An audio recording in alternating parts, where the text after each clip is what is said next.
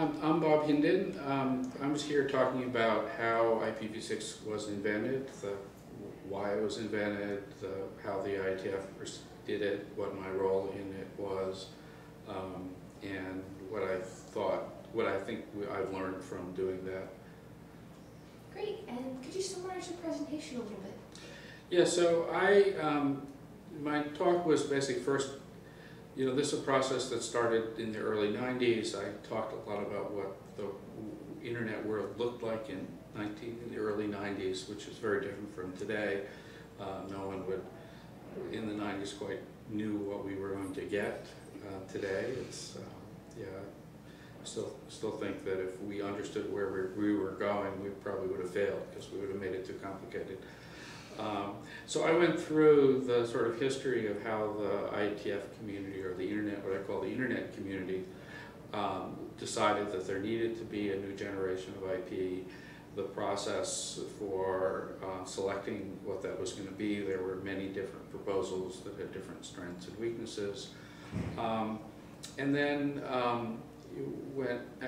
this was not a technical talk about IPv6, it was sort of how we got to there. I'm assuming other people can do that in the presentations today.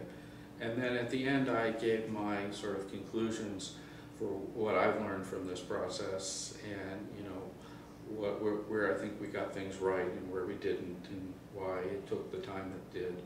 But that it's still very important that we do this, and that I think IPv6 is being deployed and will be in worldwide use in the next few years. Great.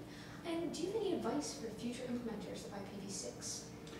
Yeah, I think my general thing is that this is an important thing to do, and there may be setbacks, there may be criticism, but it's one of those things that sometimes you just have to realize it's important and do it, and not wait for necessarily permission or wait until everyone else agrees.